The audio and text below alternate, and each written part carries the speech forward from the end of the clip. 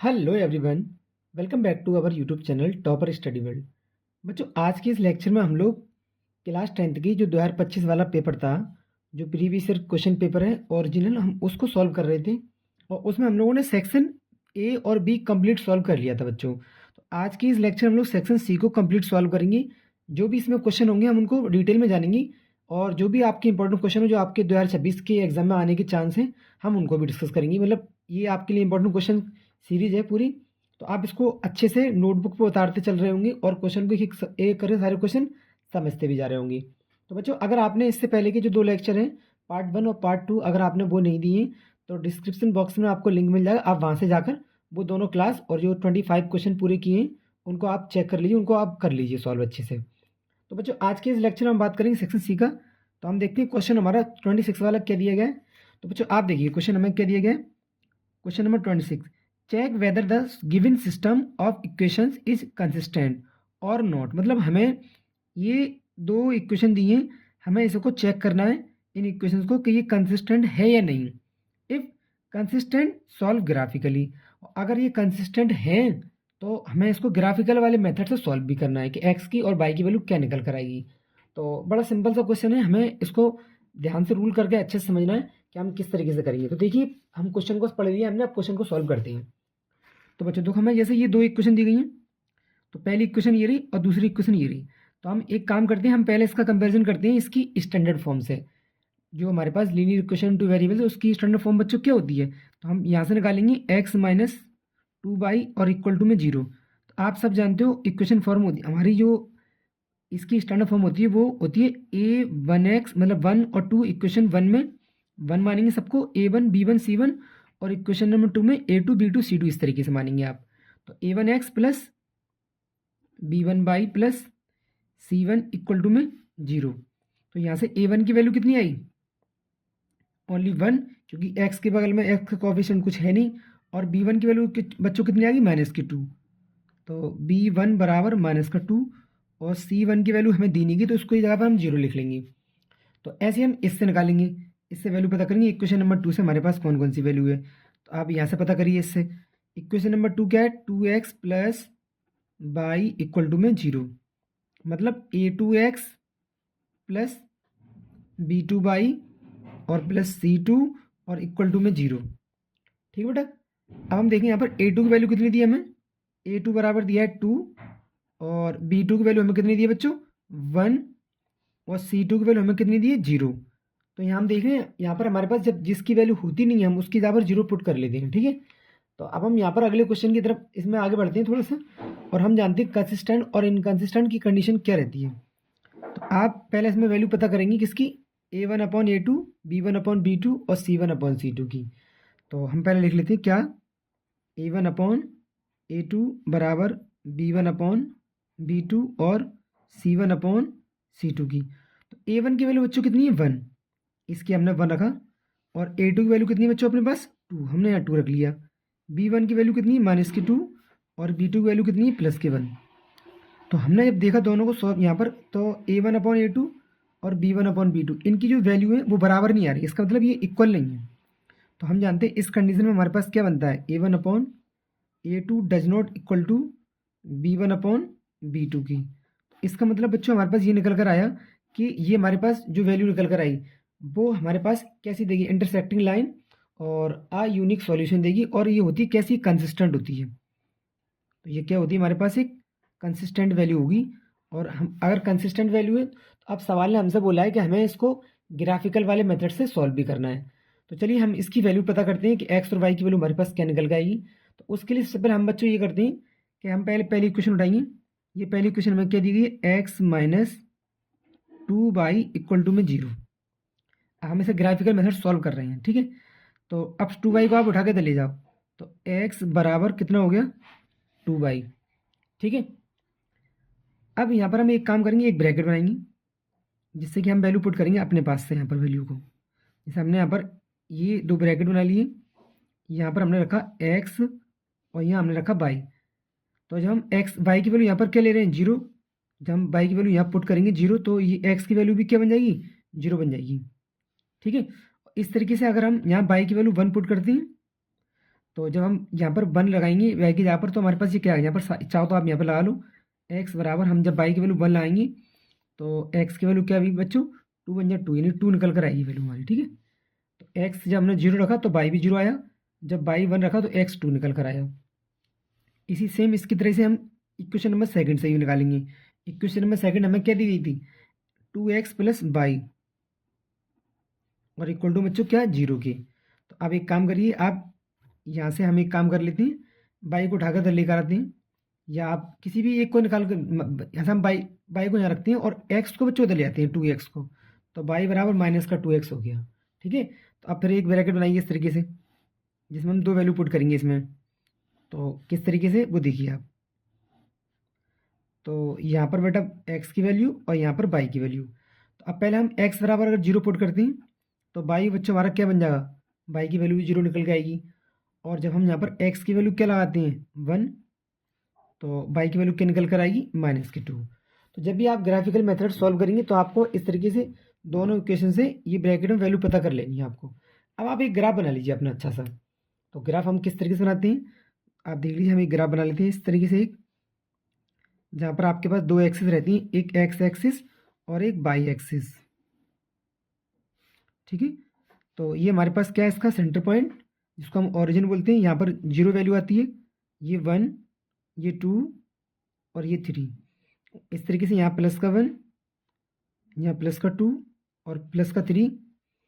और इसी तरीके से हम यहाँ पर देख लेते हैं, ये हमारे पास बच्चों एक्स एक्सिस है और ये एक्स डैश एक्सिस है, ये वाई एक्सिस है और ये वाई डैश एक्सिस है। इसे हम लेंगे यहाँ पर किसका -1, ये -2 और ये -3। बस हमने ये वैल्यू पुट कर ली अपनी पूरी। अब हमें करना क्या है बच्चों इसमें, अब आपको ये काम करना है कि जो आपने क्वेश्चन बनाई है पहली वाली, एक्स की वैल्यू कितनी है 0 और वाई की वैल्यू कितनी है 0, तो ये दोनों वैल्यू आपको यहाँ मिलेंगी इस पॉइंट पर आकर, ठीक है। ग्राफ बनाना आपको सीखना है किस तरीके से बनाती हैं। और एक्स की वैल्यू 0, वाई की वैल्यू 0 आपको इस पॉइंट पर मिल जाएगी आकर, इस वाले पॉइंट पर आकर। ऐसी एक्स की वैल्यू 2, तो वो आपको कहाँ मिलेगी बच्चों, यहाँ मिलेगी इस पॉइंट पर आकर। और वाई की वैल्यू 1 प्लस की 1, तो वो आपको यहाँ मिलेगी। तो जब इन दोनों को मिलाएंगे तो ये दोनों पॉइंट हमारे यहाँ मिल जाएंगे इस पॉइंट पर आकर, ठीक है। तो इस वाली इक्वेशन से हमारे पास जो लाइन बनेगी वो हमारे पास ये लाइन बनकर आएगी इस तरीके से। तो हम इसको स्केल से बना लेते हैं, स्केल नहीं पेन का इस्तेमाल कर लेते हैं और हम इस तरीके से बना लेते हैं इसको, ठीक है बच्चों, इस तरीके से। तो ये पॉइंट हमारा यहाँ आ गया, ये 2 के पास ही हमारा इस तरीके से, ये हमारे पास एक लाइन बन गई। और ये किस वाली इक्वेशन की है, इस वाली इक्वेशन की, मतलब हम चाहो तो इस पर डाल दो x - 2y इक्वेशन की ये लाइन है बराबर 0 के, ये इस इक्वेशन की लाइन हमारे पास निकल के आ गई, ठीक है। अब सेम इस तरीके से हम क्या करें बच्चों, हम एक ये वाले पास हमारे पास जो इक्वेशन है इससे हमने ये ब्रैकेट बनाया है, हम यहाँ से वैल्यू पता करेंगे। तो ये कितनी है हमारे पास, तो बच्चों हमने यहाँ पर पहली इक्वेशन से ये बना लिया आराम से। अब यहाँ से बनाएंगे, एक्स की वैल्यू कितनी है बच्चों 0, तो ये आपको यहाँ मिलेगा। और वाई की वैल्यू भी कितनी है 0, ये भी आपको यही मिलेगा। अब एक्स की वैल्यू प्लस की 1, मतलब यहाँ पर इस पॉइंट पर आकर। और वाई की वैल्यू कितनी -2, मतलब इस पॉइंट पर आकर, मतलब ये आपको इस वाले पॉइंट पर, यानी दोनों यहाँ पर मिलेंगे आपको आकर। तो पहली इक्वेशन आपको यहाँ मिल रही है, दूसरी इक्वेशन आपको यहाँ मिल रही है। तो अब हम इन दोनों को मिलाएंगे। तो जब हम इन दोनों को मिलाएंगे बच्चों, तो किस तरीके से आप मिला लीजिए इसको इस तरीके से, हमने इन दोनों पॉइंटों को मिला लिया बेटा, ठीक है। तो अब आपको बस इतना देखना है कि जहाँ पर ये दोनों लाइनें टच कर रही हैं, दोनों आकर मिल रही हैं यहाँ पर, तो वो यही वाला पॉइंट है हमारा। तो यहाँ पर एक्स की वैल्यू भी 0 होगी और वाई की वैल्यू भी 0 होगी। इसका मतलब जो हमारे पास वैल्यू निकल कर आएगी एक्स की, वो कितना आंसर निकल कर आएगा 0, और वाई का भी आंसर क्या निकल गया बच्चों 0। तो हम ग्राफिकल मेथड से बच्चों इस तरीके से सॉल्व कर लेते हैं कि जहाँ पर ये दोनों लाइनें इक्वेशन, जो जैसे अभी वाली इक्वेशन किसकी है, ये इस इक्वेशन की लाइन है 2x plus Y equal to 0 की, और ये x - 2y इक्वल टू 0 की लाइन है। तो ये दोनों लाइन कहाँ पर इंटरसेक्ट कर रही है, इस पॉइंट पर, इस एक पॉइंट पर। तो इसलिए x की वैल्यू भी 0 और y की वैल्यू भी 0, क्योंकि ये पॉइंट हमारा कहाँ पर है, ये ऑरिजिन पर है। तो बस इसी को बोलते हैं ग्राफिकली मेथड, ठीक है। तो इससे हमने ग्राफिकल मेथड से x और y की वैल्यू दोनों निकाल ली। वरना आप चाहो तो किसी और मेथड, जैसे आपने सब्स्टिट्यूशन मेथड पढ़ा है और एलिमिनेशन मेथड पढ़ा है, तो आप दोनों इक्वेशन को, इन दोनों इक्वेशन को आप उससे भी निकाल सकते हो, ठीक है। तो ये क्वेश्चन तो हमारा कंप्लीट हो गया। हम चलते हैं क्वेश्चन नंबर 27 की तरफ, ठीक है बच्चों। तो क्वेश्चन नंबर 27 क्या है बेटा हमारा, हम उसको देख लेते हैं पहले क्वेश्चन नंबर 27 को। तो क्वेश्चन नंबर 27 हमें क्या दिया गया है, ये हमारे पास कोऑर्डिनेट ज्योमेट्री का क्वेश्चन है। तो इसमें हमें दिया गया, पहले क्वेश्चन को पढ़ लेते हैं अच्छे से। ये कह रहे हैं if the points A 6,1, B P,2 और C 9,4 and D 7,Q are the vertex of a parallelogram ABCD. Then find the values of P and Q. Hence check whether ABCD is a rectangle or not. तो आपको ये बताना है कि ये 4 point है किसी पैरेललोग्राम के, और आपको ये बताना है कि P और Q की वैल्यू क्या होगी, और आपको ये भी चेक करना है कि ये रेक्टेंगल है या नहीं। ठीक है, आपको ये भी बताना है इसमें सिंपल सा। तो अब आप इसमें क्या करें, एक काम, आप पहले पैरेललोग्राम बना लें एक अच्छा सा, और उसमें इसकी पॉइंट प्लॉट कर लें। तो बच्चों ये हमारा एक पैरेललोग्राम हमने बना लिया यहाँ पर। इसमें ए की वैल्यू, बी की वैल्यू और सी की वैल्यू और क्यू की वैल्यू जो दी थी हमने उसको लिख लिया। तो आप जानते हैं एक काम कि पैरेललोग्राम, जो हमारे पैरेललोग्राम के डायगोनल होते हैं बच्चों, वो बाइसेक्ट करते हैं एक दूसरे को। ठीक है, तो यहाँ पर हमारे पास जो हमारे पास कोऑर्डिनेट होंगे वो हमारे पास क्या होंगे, एक्स और वाई होंगे। तो अब हम निकालेंगे कैसे, मिड पॉइंट थ्योरम के अकॉर्डिंग। जैसे मान लो अगर हम इसको मानते हैं क्या, इसको एक्स और इसको वाई मानते हैं, तो जो हम एक्स की वैल्यू निकालेंगे वो किस तरीके से निकालेंगे, तो हमें एक्स की वैल्यू निकालने के लिए हम जानते हैं एक फॉर्मूला होता है हमारे पास, x1 प्लस x2। आपने मिड पॉइंट फार्मूला पढ़ा होगा।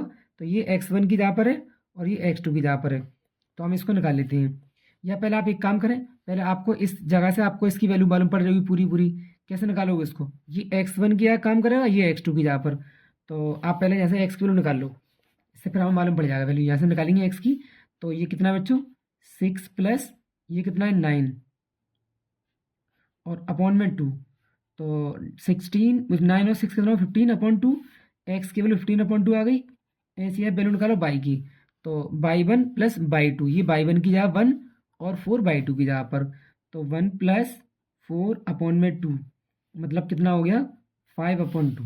ठीक है, ये मिड पॉइंट वाला फॉर्मूला आकर हमने एक्स और बाई की वैल्यू पता कर ली। इसका मतलब एक्स और बाई की वैल्यू कितनी है, एक्स की वैल्यू बच्चों हमारे पास है 15/2 और बाई की वैल्यू कितनी है 5/2।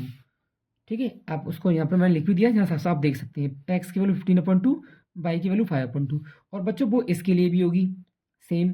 तो हम जानते हैं मिड पॉइंट थ्योरम का फॉर्मूला हमारा क्या होता है, मैं यहाँ पर लिख और देता हूँ फॉर्मूले को। क्या फॉर्मूला हमारे पास, एक्स बराबर x1 प्लस x2/2 और बाई बराबर बाई 1 प्लस बाई 2 और अपॉन में 2। अब हमें एक्स की और बाई की दोनों की वैल्यू पता है। अब हम जब डी बी को लेंगे तो ये x1 की जगह काम करेगा, ये बाई 1 मतलब x2 की जगह पर काम करेगा, ये बाई 1 की जगह काम करेगा, ये बाई 2 की जगह पर काम करेगा। तो x समझ गई, ये कितना है x की वैल्यू 15/2, ये x1 की जगह पर 7 और क्यू पी किसकी जगह पर आएगा, x2 की जगह पर, और अपॉन में 2, तो 2 से 2 कैंसिल, तो 15 plus equal to 7 plus P, ये हमारे पास हो गया। अब 7 को आप इधर लेकर आइए, जब हम 7 को इधर लेकर आए बच्चों, तो ये कितना हो गया 15 माइनस 7 बराबर में पी, और 15 में 7 को माइनस किया तो क्या निकल कर आया 8। ठीक है, तो 15 माइनस 7 हमारा 8 आ गया। पी की वैल्यू हमें क्या मिल गई, 8 मिल गई, जो कि हमसे पूछी गई थी। अब सेम काम हम यहाँ से करेंगे इसमें। तो हम जानते हैं ये बाई 1 की जगह पर काम आएगा, ये काम करेगा कौन, क्यू, और बाई 2 की जगह पर काम करेगा प्लस का 2, अपॉन में 2 तो है ही हमारे पास। और हमने बाई की वैल्यू निकाली थी, कितनी थी बाई की वैल्यू, ये 5/2 थी। नेक्स्ट टाइम लिख लेते हैं इसको हम, तो बाई की वैल्यू 5/2 थी, और ये क्यू प्लस 2 और अपॉन में 2। इस 2 से ये वाला 2 कैंसिल हो गया डिवाइड वाला, और इस प्लस के 2 को इधर लेके आएंगे 5 के पास, तो ये माइनस का 2 हो जाएगा बराबर क्यू के। तो जो क्यू की वैल्यू बच्चों निकल कर आई वो कितनी निकल कर आई, प्लस की 3। ठीक है, तो हमने पहला काम ये किया, जो सवाल ने हमसे पूछा था कि आप इसमें बताइए कि पी और क्यू की वैल्यू क्या होगी, हमने पहले उसको निकाल लिया। अब हमें ये चेक करना है, check whether A B C D is a rectangle और नॉट। तो हमें बच्चों ये बात बतानी है कि ए बी सी डी एक रेक्टेंगल है या नहीं है।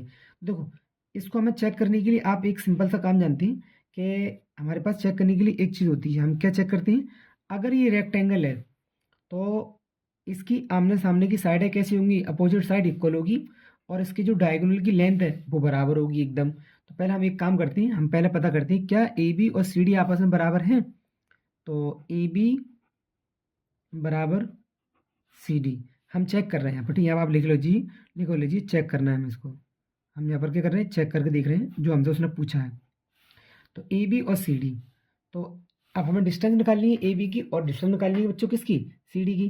तो डिस्टेंस फार्मूला आपको अच्छे से याद होगा, वीडियो को रोक के आप डिस्टेंस फार्मूला याद कर लेना कौन सा था। अब तो वैसे मैं बता ही दे रहा हूँ क्या होता है बच्चे फार्मूला, अंडर रूट में x2 माइनस x1 का whole square plus y2 minus y1 का होल स्क्वायर बराबर, ऐसे यहाँ पर हम लेंगे एक्स सी डी की जगह पर, तो ये भी क्या आएगा x2 माइनस x1 का whole square plus y2 minus y1 का होल स्क्वायर। बच्चों ये तो हमारा आएगा। तो अब बस हम पहले इसको देख लेते हैं। अब देखो हम जब ए बी लेंगे तो ए बी हमारे पास क्या है, ये ए बी है। तो अब हमारे पास पी की वैल्यू पता है हम लोगों को, कितनी पी की वैल्यू लिख लीजिए यहाँ से, पी की वैल्यू हमारे बच्चों 8 है। और क्यू की वैल्यू हमारे पास कितनी है, क्यू की में जरूरत पड़ेगी यहाँ पर, क्यू की वैल्यू हमने कितनी निकाली है, क्यू की वैल्यू हमने निकाली बच्चों 3। तो यहाँ पर हम लिख और लेते हैं जिससे कि हम डायरेक्ट फॉर्मूला लगा सकें अपनी वैल्यू को। तो अब हम ए बी ले रहे हैं, ए बी, तो ये किसकी जगह पर काम करेगा, x2 की जगह पर। तो 8 में से 6 माइनस करेंगे तो ये कितना बचेगा, मतलब आप लिखो लीजिए इसको, 8 माइनस 6 का होल स्क्वायर प्लस 2 माइनस 1 का होल स्क्वायर, 2 माइनस 1 का होल स्क्वायर बराबर किसके आएगा। आप इसको देख लीजिए, हम कौन सी लाइन लिए, सी डी लाइन, तो सी डी। तो अब इसमें आप करिए 9 में 7 माइनस 9 माइनस 7 का होल स्क्वायर प्लस 4 माइनस 3 का होल स्क्वायर, तो ये कितना हो जाएगा 4 माइनस 3 का होल स्क्वायर। ठीक है, तो अब हम देखते हैं क्या दोनों बराबर आ रहे हैं हमारे ये। तो 8 में 6 माइनस किया, अब एक काम करिए रूट से रूट हटा, इसको रूट से रूट काट दीजिए, 8 माइनस 6 किया हमने तो क्या आ गया 2, 2 का होल स्क्वायर, 2 में से 1 माइनस किया तो ये 1 का स्क्वायर, 9 में 7 माइनस किया ये 2 का स्क्वायर, और ये भी क्या आ गया 1 का स्क्वायर, मतलब 2 का स्क्वायर 4, 1 का स्क्वायर 1, और 2 का स्क्वायर कितना हो गया 4 और 1 का स्क्वायर 1। दोनों को हमने ऐड किया बच्चों, कितना आया हमारे पास 5 इक्वल टू 5, मतलब ये हमारे पास क्या है 5 और 5 तो बराबर निकले, क्योंकि ये पैरेललोग्राम था तो अपोजिट साइड तो हमारे पास में बराबर है ही। अब हमें इसमें एक सिंपल सा एक काम और करना है, अब हम इसमें एक काम और करके देखनी है, क्योंकि क्वेश्चन बच्चों 3 नंबर का आता है अपने पास।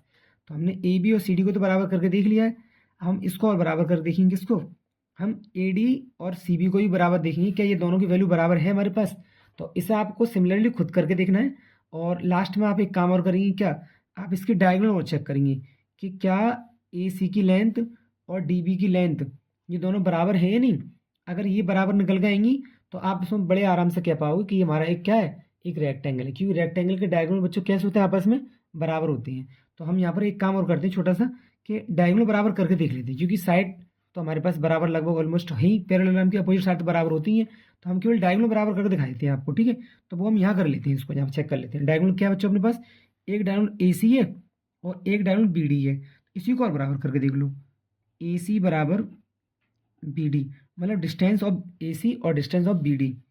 तो आप इसमें देखिए, अगर हम वही फॉर्मूला आएंगे दोबारा इसमें, तो हमने अभी तो फॉर्मूला लगाया था पूरा, हम डायरेक्ट कर लेते हैं इसको, ए सी मतलब ये x2 की जगह पर है, ये x1 की जगह पर है। तो 9 में 6 माइनस किया हमने, 9 माइनस 6 का whole square plus y2 minus y1, मतलब 4 माइनस 1,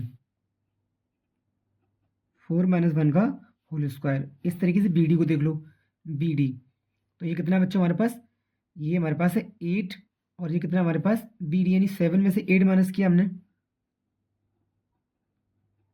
का होल स्क्वायर, और ये 3 में से 2 माइनस किया हमने, 3 माइनस 2 का होल स्क्वायर।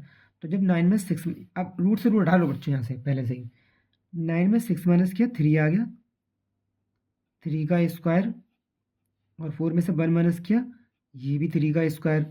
इसी तरीके से 7 में से 8 माइनस किया बच्चों हमने, तो ये कितना आ गया माइनस की 1 का होल स्क्वायर, और 3 में से 2 माइनस किया बच्चों, तो हमारे पास क्या है प्लस का 1 और उसका होल स्क्वायर। तो 3 का स्क्वायर 9 और 3 का स्क्वायर 9 इक्वल टू 1 और प्लस का 1। तो 9 और 1 कितना हो बच्चों 18, और ये 1 और 1 2 कितना हो गया, ये ऐड करके हमारा 2 हो गया। तो हमने देखा क्या हमारा ए सी और बी डी बराबर आया, तो हमने यहाँ पर गौर से देखा ना, ए सी हमारा बी डी के बराबर नहीं आ रहा है। तो जब ए सी और बी डी बराबर नहीं आ रहे हैं, इसका मतलब डायगोनल हमारा बराबर है नहीं। तो ये पैरेललोग्राम तो हो सकता है, लेकिन हमारे पास ये रेक्टेंगल नहीं बन सकता बच्चों, क्योंकि रेक्टेंगल के लिए हमारे पास कंडीशन क्या थी कि इसकी जो वैल्यू थी डायगोनल की, दोनों बराबर आना चाहिए थी। तो बस हमारी ये चेक हो गया, हम बोलेंगे कि A B C D is not a rectangle, ठीक है, बिकॉज क्योंकि इसकी जो डायगोनल है ए सी डज नॉट इक्वल टू किसके, बी डी के, ये बराबर नहीं निकले हमारे। ठीक है, तो बस हमने इससे पता कर लिया कि ये हमारे पास क्या है, ये हमारा एक रेक्टेंगल नहीं बना। ठीक है, अब बच्चों हमारे पास ये क्वेश्चन तो पूरा कंप्लीट सॉल्व हो गया। अब हम क्वेश्चन नंबर आते हैं क्वेश्चन नंबर 28 पर। 28 का ए और 28 का बी, इसके दो पार्ट दिए गए हैं बच्चों क्वेश्चन आपको, और काफ़ी इंपॉर्टेंट क्वेश्चन, दोनों के दोनों थोड़े से अच्छे क्वेश्चन हैं, तो बहुत ध्यान से देख लें क्वेश्चन को बच्चों। तो 28 जो क्वेश्चन बच्चों हमें दिया गया है, तो हम उसको देख लेते हैं हमें क्वेश्चन क्या दिया गया है। तो बच्चों देखिए क्वेश्चन हमें ये दिया गया है, prove that cos theta minus 2 cos cube theta upon sine theta minus 2 sine cube theta plus cot theta equal to में 0। हमें इसको प्रूव करना है। तो अब इसको हम कैसे प्रूव करेंगे वो आप देख लीजिए क्वेश्चन को। ठीक है,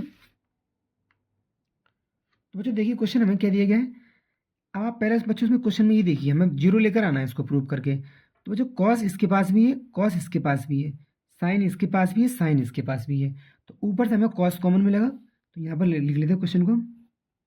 तो कॉस थीटा हमें कॉमन मिल गया, बचा ऐसा क्या 1 माइनस 2 कॉस स्क्वायर के थीटा और अपॉन, यहाँ से हमें बच्चों कॉमन क्या मिल गया साइन थीटा, और यहाँ से हमें क्या मिला 1 माइनस 2 साइन स्क्वायर और थीटा, और प्लस कॉट थीटा को बच्चों हम क्या लिख सकते हैं cos theta upon sine theta. लाना हमें बच्चों क्या है 0 लेकर आना है। तो चाहे आप यहाँ पर लिख सकते हो टेक इन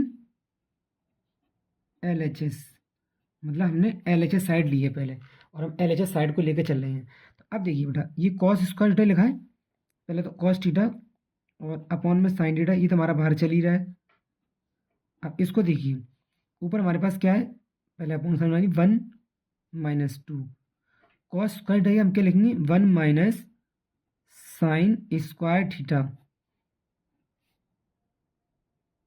ठीक है, और इधर हमारे पास क्या है 1 माइनस 2 साइन स्क्वायर थीटा। ठीक है, अब और प्लस कॉस थीटा अपॉन में साइन थीटा, बराबर लाना क्या है बच्चों, हमें 0 लेकर आना है। तो अब आप इसमें एक चीज़ देखें कि हम इसका 2 का अंदर मल्टीप्लाई करेंगे, तो ये कितना है cos theta upon sine theta, और 1 माइनस, जब बच्चों हम 2 का मल्टीप्लाई करेंगे तो ये 1 माइनस 2 और प्लस 2 साइन स्क्वायर थीटा बन जाएगा, और अपॉन में हमारा ये चल ही रहा है 1 माइनस 2 साइन स्क्वायर थीटा। ठीक है, और प्लस ये क्या चल रहा है हमारे पास cos theta upon sine theta, और लाना हम लोगों को क्या है बच्चों 0 लेकर आना है। तो आप इसमें एक चीज़ देखें ध्यान से अच्छे से, जब हम 2 में से 1 को माइनस करेंगे तो क्या आएगा माइनस का बनाएगा निकल के। ठीक है, और इधर हमारे पास कितना है 1 माइनस 2 साइन स्क्वायर थीटा है। तो आप इसमें एक चीज़ चेक करें, ये क्या बचा cos theta upon sine theta, और हम यहाँ पर एक काम करते हैं, साथ साथ माइनस का साइन कॉमन ले लेते हैं, तो जिससे कि आपको थोड़ा सा जल्दी समझ में आ जाएगा। यहाँ पर पूरे लिख लो, कोई दिक्कत नहीं है। माइनस का हमारे पास बचा माइनस का 1 और प्लस 2 साइन स्क्वायर थीटा, क्यों 2 1 में से 2 माइनस करेंगे तो माइनस की 1 निकल के आएगा हमारे पास, और अपॉन में कितना है 1 माइनस 2 साइन स्क्वायर थीटा। ठीक है, तो अब अगर आप ध्यान से देखें तो इन दोनों वैल्यू में जो हमने अभी कॉमन लिए बच्चों वो क्या है हमारे पास, इसमें देखिए ये 2 साइन स्क्वायर थीटा प्लस का है, इधर माइनस का है, ये माइनस का बने ये प्लस का बने। तो अगर हम ध्यान से देखें, हम इसमें माइनस का साइन कॉमन ले लें बाहर की तरफ, तो ये संख्या हमारी कैसे हो जाएगी, ये संख्या उल्टी हो जाएगी ऊपर वाली, या आप नीचे से कॉमन ले लें या आप ऊपर से कॉमन ले लें, कहीं से भी एक जगह से कॉमन ले लें। तो हम एक काम करते हैं, थोड़ी सी जगह यहाँ बनाकर हम ये भी सॉल्व कर लेते हैं क्वेश्चन को इस साइड में थोड़ा सा।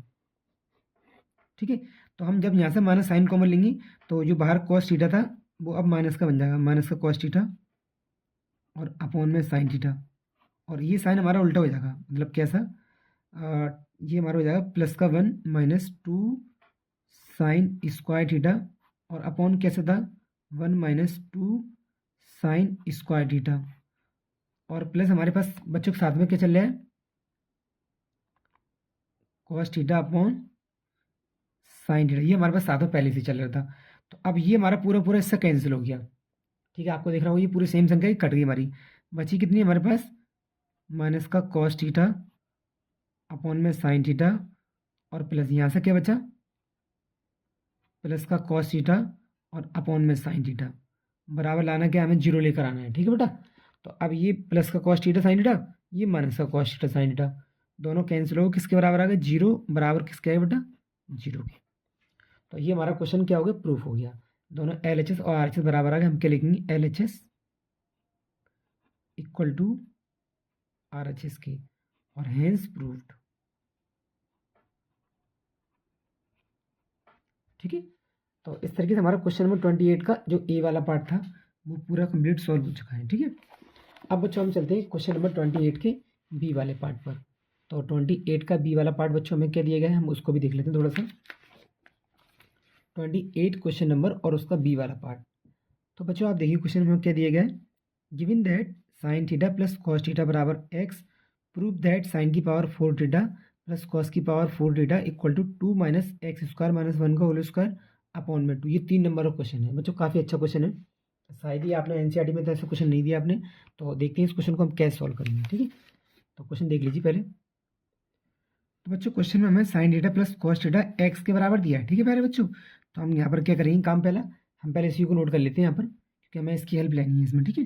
तो हम जानते हैं sign theta plus cos theta बराबर एक्स के। अब दोनों साइड में स्क्वायर कर दो, स्क्वायर ऑन बोथ साइड। ठीक है बेटा। तो हमने जब स्क्वायर किया हम लोगों ने, तो ये हमारे पास क्या बना, sign theta plus cos theta का होल स्क्वायर बराबर में एक्स स्क्वायर। इसका जब फॉर्मूला खोला हमने तो ये आया sine square theta plus cos square theta plus 2 sine theta into में कॉस थीटा, मतलब A square plus B square plus का 2ab, और बराबर हमारे पास क्या चल रहा है, एक्स स्क्वायर। अब ये वैल्यू बच्चों किसकी होती है, एक फॉर्मूला होता है, इसके बराबर हम 1 लिख सकते हैं। तो 1 प्लस 2 साइन थीटा इंटू में कॉस थीटा बराबर बच्चों किसकी, एक्स स्क्वायर की। तो बस हम यहाँ से किसकी वैल्यू निकाल लें, साइन थीटा और कॉस थीटा की। पहले 1 को इधर लेकर आएंगे तो ये क्या बनेगा, 2 sine theta into cos theta बराबर में एक्स स्क्वायर और माइनस का 1। अब 2 को डिवाइड में ले लो तो हमारे पास बेटा क्या बनाइए, थोड़ा ऊपर कर लेते हैं इसको, sine theta into cos theta equal to x square minus का 1 और अपॉन में 2। इसको हम इक्वेशन चाहो तो मान लो इक्वेशन नंबर 1। अब हमें ये दिख गया बच्चों इसमें कि जहाँ साइन थीटा और कॉस थीटा आएगा वहाँ हम एक्स स्क्वायर माइनस का 1/2 रख लेंगे। ठीक है। और हमें इसमें क्वेश्चन मिलता हुआ दिख रहा है एक्स स्क्वायर माइनस का 1/2 हमारे पास है भी। तो अब हमें बच्चों क्या करना है, थोड़ा सा आपको उसको समझना है अच्छे से। तो थोड़ा सा हम जगह का यहाँ इस्तेमाल कर लेते हैं और यहाँ देखते हैं। तो देखो बच्चों हमें ये लेकर आना है, इसको लेकर चलना है। तो हम जानते हैं कि अगर हम यहाँ पर साइन की पावर 4 थीटा प्लस कॉस की पावर 4 थीटा है, तो आप जानते हो इसको तुम क्या कर सकते हो, इसको हम ये ले सकते हैं साइन स्क्वायर थीटा का square plus cos square theta, या आप इसको यहाँ हटाइए, लिख सकते हो आप इसको, हम पहले sign square theta plus cos square theta ये लिख लेते हैं। ठीक है। और इसका होल स्क्वायर कर लेते हैं। तो जब आप इसका होल स्क्वायर करोगे, मतलब इसको ए मानेंगे इसको बी मानेंगे हम, तो आपको ये वैल्यू जो दी गई है आपको ये वैल्यू आराम से मिल जाएगी। ठीक है। तो कैसे करोगे इसको, आप इसका फॉर्मूला खोलिए आप। तो ये बनेगा साइन स्क्वायर थीटा का whole square plus cos square theta का whole square plus 2 sine square theta into cos square theta. ठीक है। तो मुझे उम्मीद है कि ये बात आपको समझ में आ गई। इसमें हमने कुछ नहीं किया है, साइन की पावर 4 थीटा प्लस कॉस की पावर 4 थीटा हमें इसको बनाना था। तो हम जानते हैं अगर हम यहाँ पर ये sign square theta plus cos square theta ले लें, ये ए की जगह पर, ये बी की जगह पर, तो हमने फॉर्मूला खोल दिया इसको, इसको ए मानकर इसको बी मानकर। ठीक है। तो अब इसको आप ऐसे रहने दीजिए फिलहाल। तो ये हमारे पास क्या है, अब इसको देखिए आप, ये हमारे पास क्या है, sign square theta plus cos square theta का होल स्क्वायर, और ये क्या बन गया, साइन की पावर 4 थीटा प्लस कॉस की पावर 4 थीटा प्लस ये कितना आएगा बच्चों 2 और sign theta into cos theta.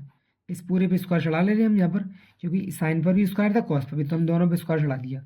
इसकी वैल्यू कितनी होती है, अब हम अगर हम यहाँ पर इस साइन की पावर 4 थीटा प्लस कॉस की पावर 4 थीटा लिख लें तो उसको यहाँ पर लिख लेते हैं, या एक काम करते हैं इसको थोड़ा सा हम यहाँ ले लेते हैं, जगह मिल जाएगी हम लोग को अच्छी खासी। तो अब हमारे पास ये साइन की पावर 4 थीटा, इसको यहाँ हटा लीजिए, साइन की पावर 4 थीटा प्लस कॉस की पावर 4 थीटा, इसकी यहाँ पर क्या है बच्चों 1, तो हम बराबर में इसको ले लेते हैं, तो ये हमारा इधर ही रहेगा। और हम इस नंबर को उठा के इस वाले को इधर लेकर आएंगे, तो इसकी जगह बच्चों हमारे पास क्या आएगा, या पूरा लिख लो, sine square theta plus cos square theta का होल स्क्वायर, और ये plus 2 sine theta cos theta का होल स्क्वायर, ये इधर आएगा उठ के माइनस का, तो 2 sine theta into cos theta और इसका होल स्क्वायर।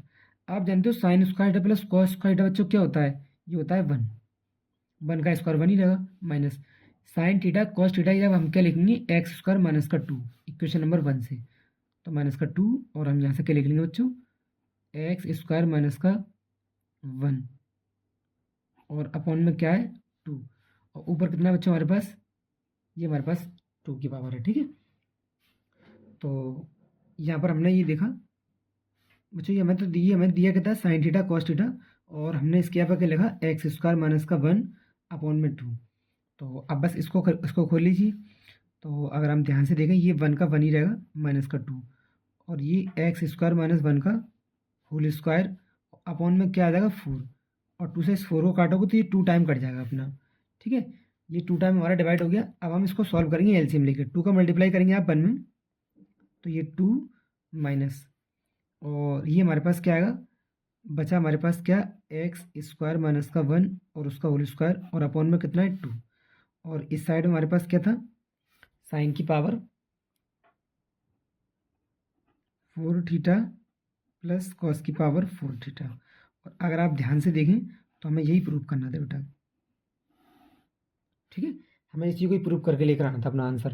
तो ये हमारा क्या हो गया, ये हमारा प्रूफ हो गया आंसर क्वेश्चन का, ठीक है। तो काफ़ी अच्छा क्वेश्चन था बच्चों, आप इसको थोड़ा सा एक बार रिपीट करके दोहराइए, आप आराम से अच्छे से समझ जाएंगे क्वेश्चन। और 3 नंबर का क्वेश्चन है, लॉन्ग क्वेश्चन है हमारे पास, तो काफ़ी अच्छा क्वेश्चन था, आप इसको एक बार और प्रैक्टिस कर लीजिए, आपको आराम से समझ में आ जाएगा, ठीक है। अब बच्चों हम चलते हैं क्वेश्चन नंबर 29 की तरफ। तो क्वेश्चन नंबर 29 बच्चों हमें क्या दिया गया है उसको देख लेते हैं। क्वेश्चन नंबर 29,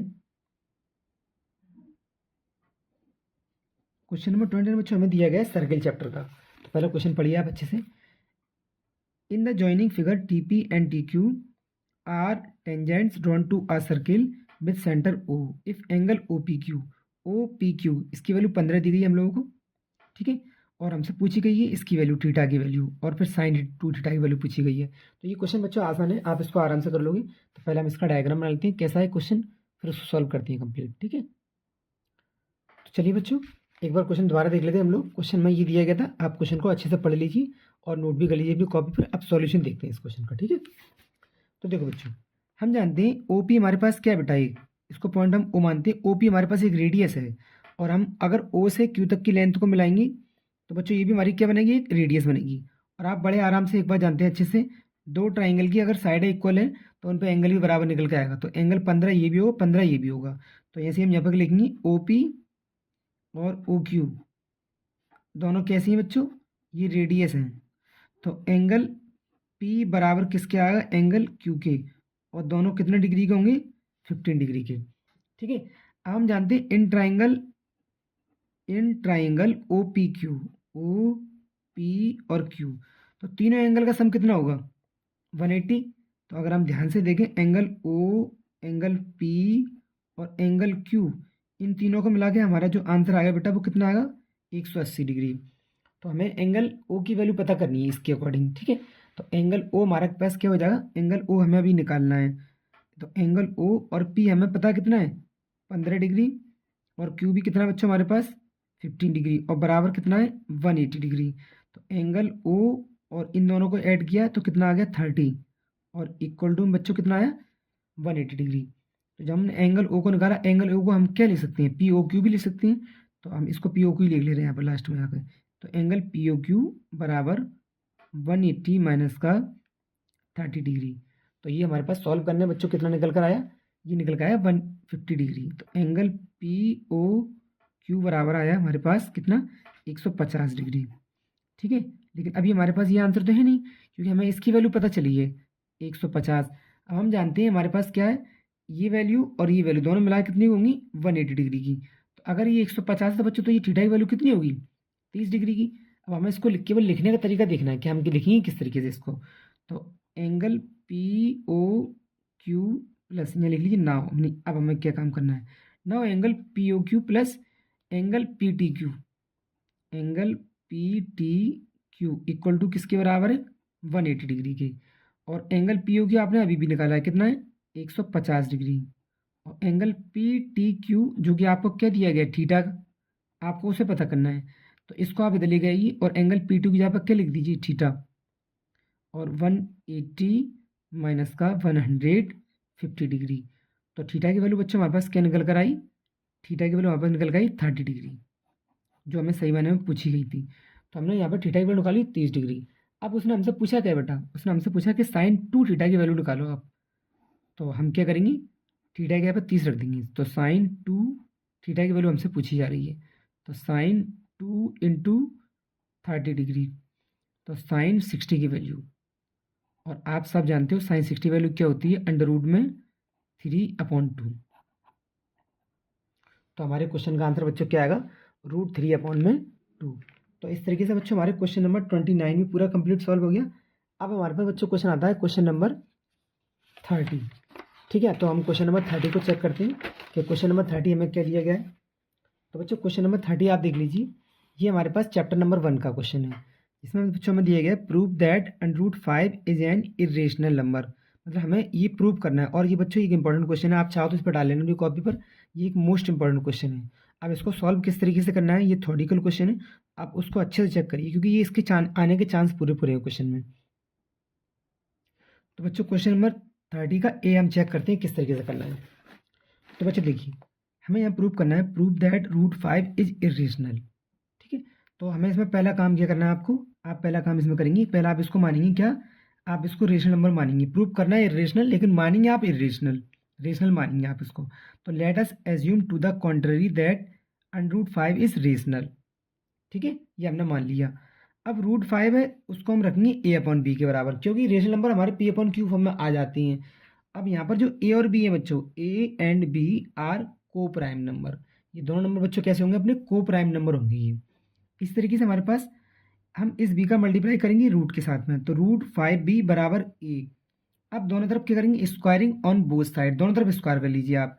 तो जब आप √b का स्क्वायर करोगे तो रूट यहाँ से हट जाएगा, और b का स्क्वायर क्या आएगा 5b स्क्वायर, और a का स्क्वायर तो a स्क्वायर है ही हमारे पास। अब हमने करा 5 को हम a स्क्वायर के अपॉन में लेकर आ गए, तो b स्क्वायर बराबर क्या निकला a स्क्वायर अपॉन 5। अब हमें यहाँ पर एक छोटी सी लैंग्वेज लिखनी है। ये क्वेश्चन आपका थ्योरेटिकल वाली क्वेश्चन है, लैंग्वेज वाला क्वेश्चन है, तो थोड़ा सा आप लैंग्वेज को ध्यान रख के चलेंगे तो ज़्यादा अच्छा रहेगा आपके लिए। तो अब आप देख रहे हैं 5 किसको डिवाइड कर रहा है, a स्क्वायर को, तो ये लिखेंगे a square is divisible by 5, then a is also divisible by 5। ये क्वेश्चन नंबर 1 होगी हमारी। अब हम आगे आगे देखें क्वेश्चन में, हमें इसमें अपने पास से एक वैल्यू और लेनी है। तो late a equal to 5c, हम अपने पास से क्या बच्चों के ले लेंगे 5c ले लेंगे। तो put a equal to 5c। अब जहाँ आपने a रखा है वहाँ आप 5c पुट करेंगे, किस इक्वेशन में, इक्वेशन नंबर 1 में। तो इक्वेशन नंबर 1 हमारे पास ये रही, b स्क्वायर बराबर a स्क्वायर अपॉन 5।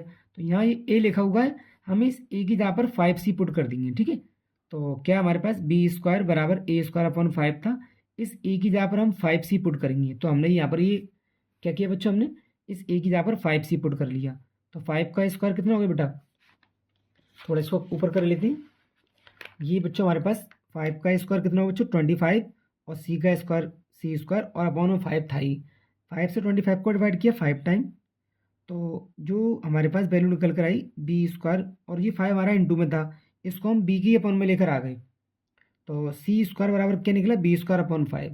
तो जो काम हमने इक्वेशन नंबर 1 में लिखा था वही इक्वेशन नंबर 2 में लिख लेंगे, क्या b square is divisible by 5, तो b is also divisible by 5। इसको इक्वेशन नंबर 2 मान लिया हम लोगों ने। ठीक है, अब इक्वेशन नंबर 1 और 2 से अगर हम ध्यान से देखें, from equation number 1 and equation number 2, तो आपने क्या देखा, a and b having common factor 5। तो इक्वेशन नंबर 1 जो थी उसमें a हमारा 5, मतलब 5 a को डिवाइड कर रहा था, और इक्वेशन नंबर 2 में जो 5 है वो b को डिवाइड कर रहा है। तो इसका मतलब ये क्या है, तो इसमें हमारे पास कॉमन फैक्टर के रूप में 5 नंबर आ रहा है। So this contradiction is arisen because of our wrong assumption.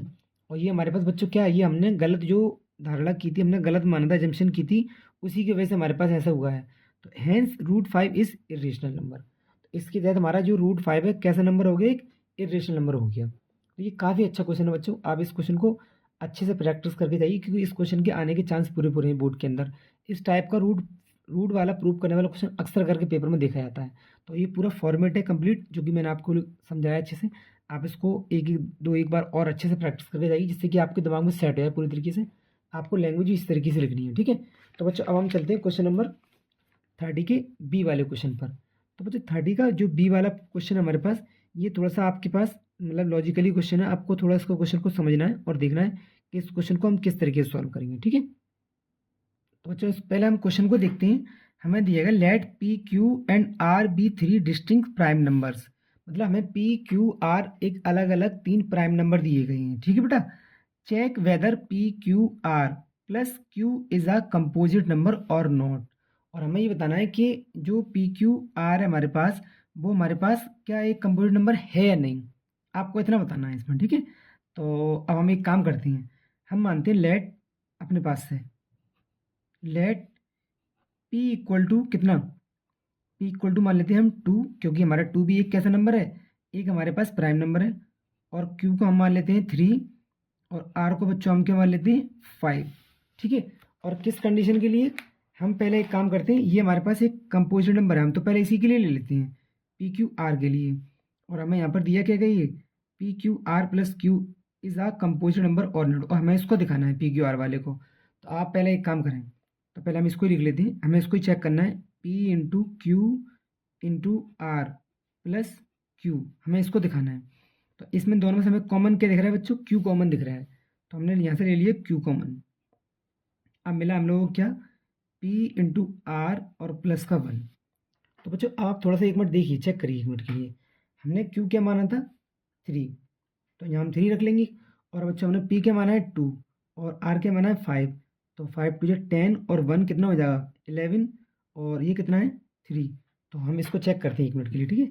तो हम क्यू की जगह पर क्या रख लेते हैं 3, और पी की जगह पर बच्चों क्या रख लेते हैं 2, और ये कितना है हमारे पास आर, आर की जगह बच्चों हम कितना रख लेते हैं 5 और प्लस 1।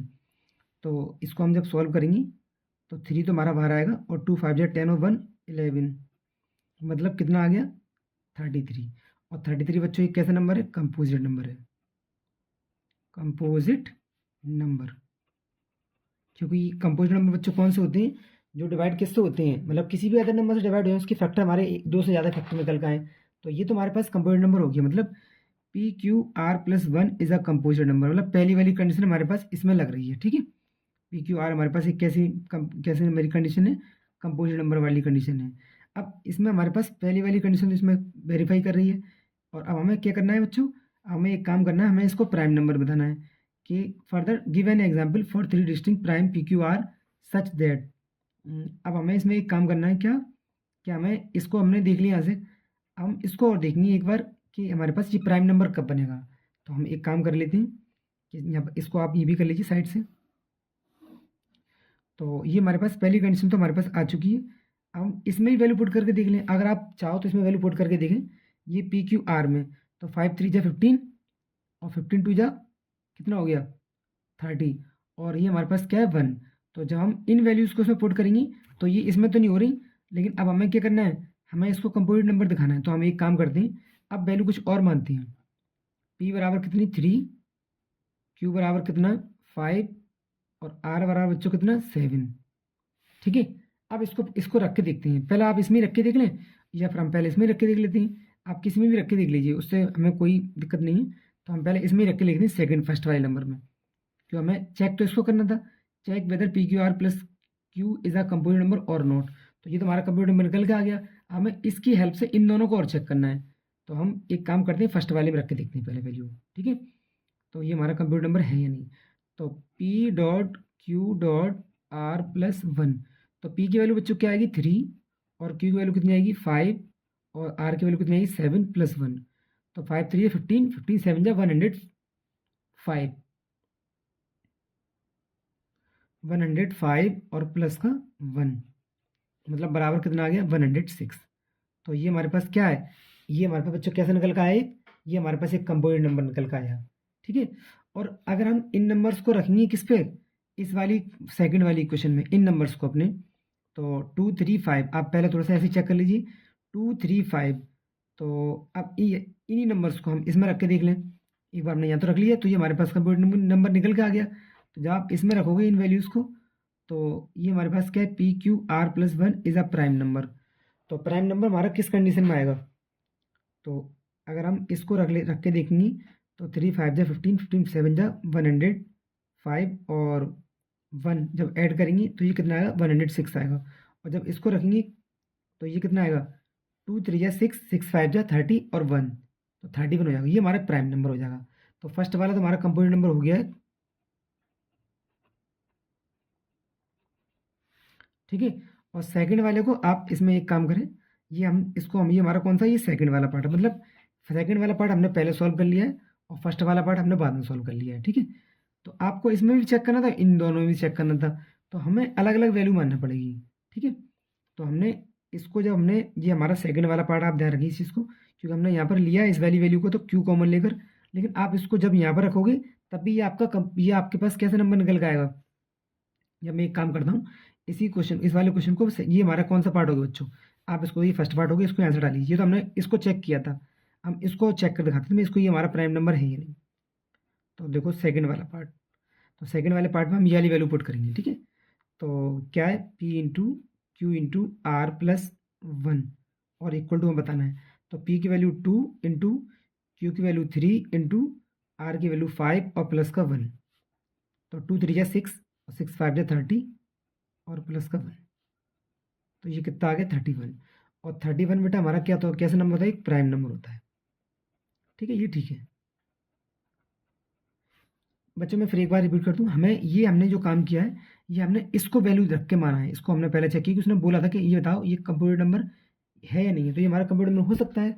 अब हमने इन वैल्यूज़ को एक बार हमने यहाँ रख के देखा, तो जब हमने इस वैल्यू को यहाँ रख के देखा सेकंड क्वेश्चन में, तो ये हमारी प्राइम नंबर बन गई, और जो दूसरी वैल्यू हमने मानी ये हमारी कंप्यूटर नंबर बन गई। हमें इसको चेक करके दिखाना था इसको। ठीक है, सॉरी बच्चों, ये थोड़ा सा नीचे नहीं हो पाया, आप यहाँ पर देख लो क्वेश्चन, यहाँ पर पूरा लिखा हुआ है अच्छे से क्वेश्चन। ठीक है बच्चों, तो अब बच्चों हमारे पास लास्ट क्वेश्चन बचा है इस चैप्टर का हमारे, जो कि चैप्टर नंबर हमारा 2 से, पॉलिनोमियल वाले चैप्टर से। Find the zeros of polynomial Rx = 4x² + 3x - 1, hence write a polynomial whose zeros are reciprocal of the zeros of polynomial Rx। मतलब हमें बच्चों क्या करना है इस क्वेश्चन में, ये भी काफ़ी अच्छा क्वेश्चन है बच्चों। मैं आपसे तभी बच्चों कह रहा हूँ इंपॉर्टेंट क्वेश्चन है आपके इस पेपर में। इससे आपके पास बच्चों एक नॉलेज ही रहेगी कि आप पूरे पेपर में किताब में घूमेंगी और सारे क्वेश्चन इसके सॉल्व करेंगी, तो जिससे कि आपको जो अब बोर्ड में क्वेश्चन आएंगे आप उनको बड़े आराम से सॉल्व कर पाओगे। इसलिए ये पूरा पेपर मैं आपको सॉल्व इसीलिए करा रहा हूँ कि आपके पेपर में जो बोर्ड में जो मेन पर्पज़ है आपका नंबर लाने का, वो आपके पास आप अच्छे से कर पाओ उस चीज़ को। तो बेटा देखो, सबसे पहले हम देखते हैं हमें क्या इक्वेशन दी गई है। तो बच्चों हमें ये इक्वेशन दी गई है, क्या इक्वेशन, 4x² माइनस प्लस है बेटा 3x और माइनस का 1 इक्वल टू 0 मान लो अपने पास इसमें। ठीक है, तो हमें ये बताया सवाल ने कि इसके जो जीरोज निकल के आएंगे हमें उसकी हेल्प से, और हमें उसका रेसिप्रोकल करना है, और उसकी हेल्प से फिर हमें एक अलग पॉलिनोमियल बना के देना है इनको। ठीक है, find the zeros of polynomial Rx, right a polynomial. ठीक है, तो अब देखो हम जानते हैं बच्चों क्या करते हैं, पहले नंबर का लास्ट नंबर से मल्टीप्लाई, मतलब 4 बन जाए 4, मल्टीप्लाई करके बच्चों कितना आना चाहिए 4, और माइनस करके 3 आना चाहिए, तो नंबर होगा 4 और 1 इसकी फैक्टर। तो 4x² प्लस 4x माइनस का 1x और माइनस का 1 इक्वल टू 0। 4x में से एक x माइनस करोगे तो 3x ही बचेगा आपका, तो ये हमारे फैक्टर होगा इसकी। अब बच्चों इन दोनों में 4x कॉमन मिल रहा है हमें, तो हमने 4x ले लिया कॉमन।